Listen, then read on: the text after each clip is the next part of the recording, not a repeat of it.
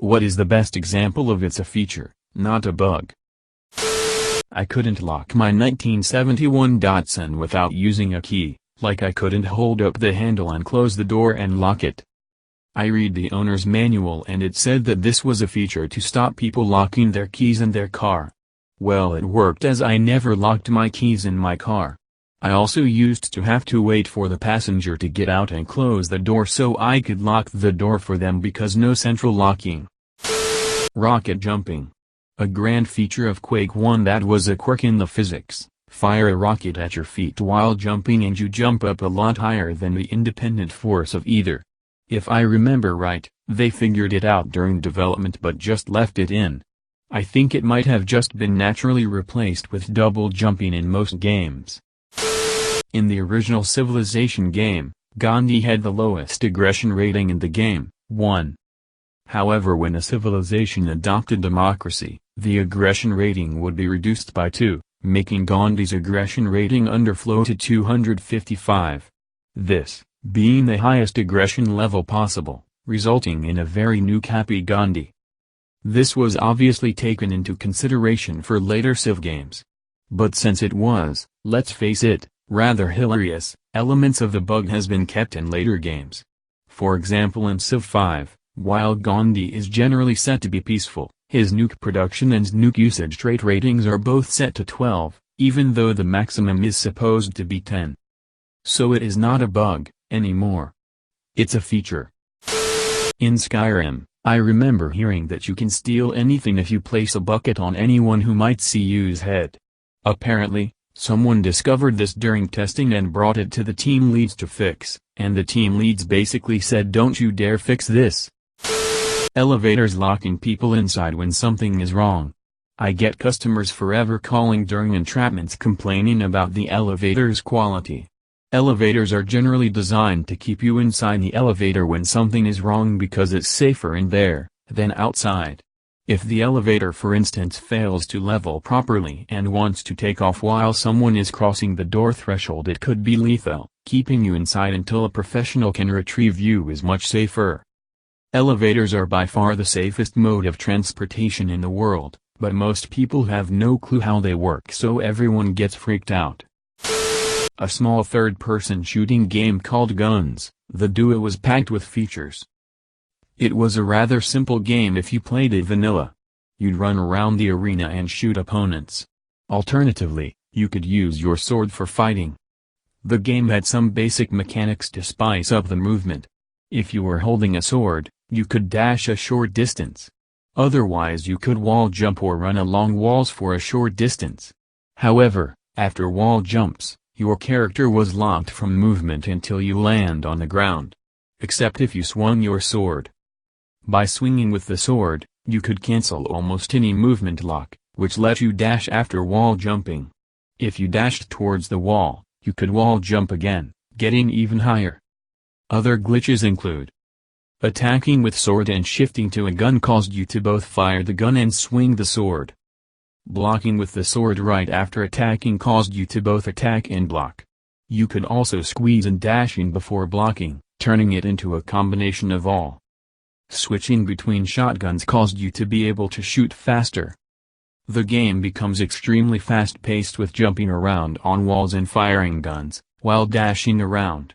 Made me feel like a ninja with superpowers. So much fun. The best part of all this, none of the glitches were too broken. Extremely hard to perform well, but you could play with someone who never used any of the glitches and still have a fairly fair game. In Half-Life 2 Episode 2, there is a spot with a rumbling dumpster. When you get close, you can hear a headcrab zombie inside. Most players simply toss in a grenade, as did most of the testers. During one such test play, a physics glitch caused the grenade to launch back out, as if the zombie had thrown it back. The devs loved it, and kept it. Also, in Episode 1 when Gordon and Alex are in a wrecked car, about to be thrown across a chasm by Dog, Alex assures Gordon that Dog, a robot, did the calculations. She then turns to Dog, and asks if he actually did. Again, during one of the playtests, Dog chose at this moment to do one of his idle animations, which involved shaking his head from side to side. The devs loved it, and programmed it to happen every time. In Terraria, there is a very famous method of extremely fast transportation called hoik.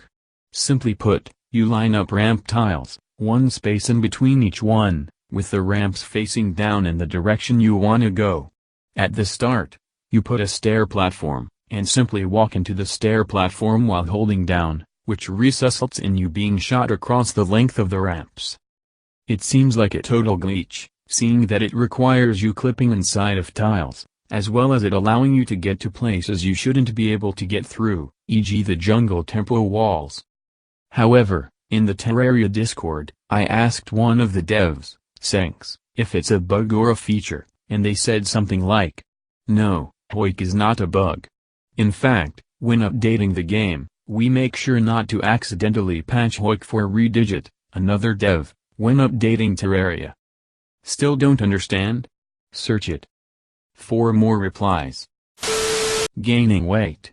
Back when ancient humans didn't know where or when their next meal was going to be, fat was an essential part of our survival, as we needed to store calories somewhere, or we would likely starve to death. Nowadays, when food is plenty for a lot of people, it's more of a problem because we can easily eat so much that we physically can't do enough exercise to burn it all off, leading to obesity. In a ticketing system we use at work, there are multiple types of tickets you can create: a request for a work, a report that something is broken, etc., and each type has multiple statuses it can be in progress, pending, more options for what it's pending, closed, etc. Most of them behave in a rational manner, but for one single type of ticket, if you set it to pending and save it, then you can only change it back to what it was before pending. For example, a ticket is assigned to your team, so you grab it and set it to pending assignee action. Then when you want to work the ticket, you try to put it in progress. Nope. You get an error message telling you that you have to put it back to what it was prior to when it went into pending. We asked the developer about it and all they told us was that it was intentional. WTF is the point of it? Wave dashing in Super Smash Bros. Melee. This is a technique where you jump then immediately air dodge along the ground. This causes you to slide in a direction while your character sprite thinks it's standing still. This matters because the game is designed so that, when running, your only attack options are dash attack or jump and aerial attack. Wave dash is faster than some characters' normal dash and allows you to move while leaving all standard attack options. You can actually move and start charging smash attack while still moving. So this nearly doubles the number of options you have from how the game was meant to be designed.